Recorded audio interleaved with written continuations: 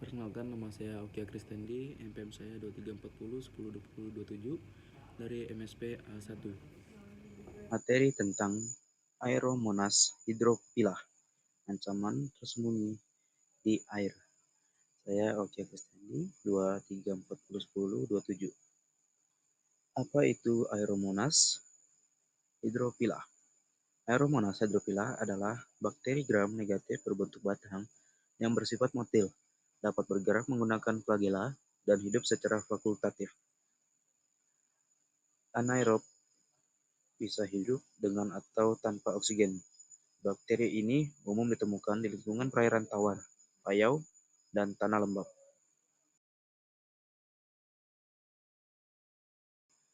Penyakit pada hewan air, ikan, dan amfibi. Yang pertama ikan, Motil Aeromonan septicemia atau disingkat dengan MAS. Yang pertama disebut dengan penyakit borok merah. Gejalanya lesi kulit, hemoragik, ulserasi, dropsy, nekrosis, sirip. Dampaknya kematian dari 80-100% pada wabah parah. Kerugian ekonomi miliaran USD di aquaculture global. Lanjut ke amfibi, penyakit kaki merah, terutama menyerang katak, lalu menyebabkan kemerahan pada kaki di bagian bawah, sering dikaitkan dengan stres lingkungan. Lanjut pada manusia.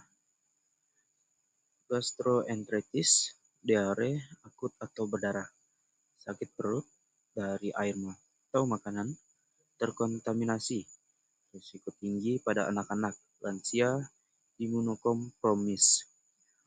Lalu ke infeksi luka. Setelah paparan air tercemar, berenang atau memancing, selulitis mikrosis, fasilitis necroticans, 85% kasus manusia. Lalu infeksi sistemik, sepsis jarang berpotensi atau fatal, terjadi pada individu dengan kekebalan tubuh rendah.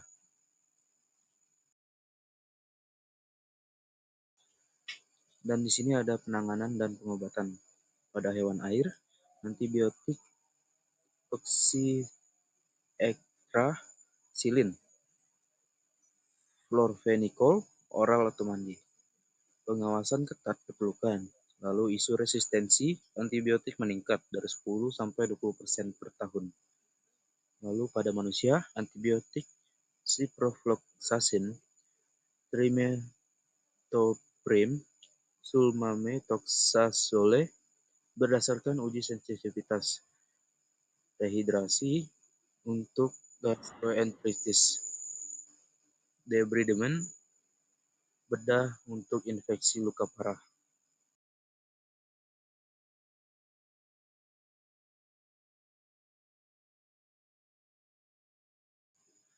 Lalu lanjut ke diagnosis dan identifikasi.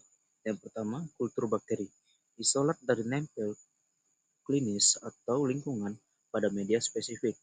Dan yang kedua, uji biokimia untuk identifikasi spesies dan biotipe. Dan yang ketiga, teknik molekuler PCR untuk deteksi cepat gen virulensi spesifik. Yang keempat ada uji sensitivitas antibiotik untuk panduan pengobatan efektif.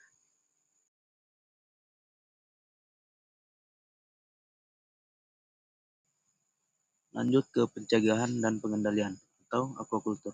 Pencegahan Aeromonas hydrophylla dalam aquaculture dimulai dari menjaga kualitas air dan dengan memantau suhu, pH, oksigen terlarut, dan amonia secara rutin. Kepadatan ikan harus dikontrol agar tidak menimbulkan stres. Pemberian pakan bergizi dan imunostimulan seperti vitamin C atau probiotik dapat meningkatkan daya tahan ikan. Biosecurity juga penting, seperti membersihkan peralatan dan mengkarantina ikan baru. Jika tersedia, vaksinasi bisa dilakukan. Antibiotik hanya digunakan berdasarkan hasil uji sensitivitas, monitoring rutin, terhadap perilaku dan kondisi fisik. Ikan memungkinkan deteksi dini dan penanganan cepat terhadap infeksi.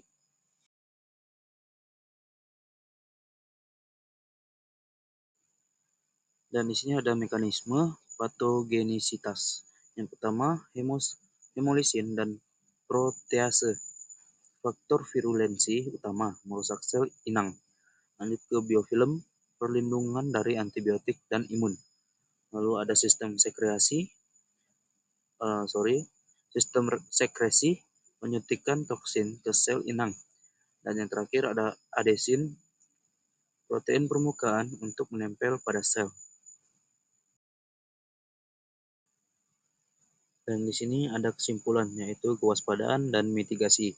Aeromonas hydrophila adalah patogen penting dan dengan dampak luas. Yang pertama, membutuhkan pendekatan multidisipliner, akuakultur, kesehatan masyarakat. Dan yang kedua, pentingnya pengawasan, penelitian resistensi, dan praktik berkelanjutan.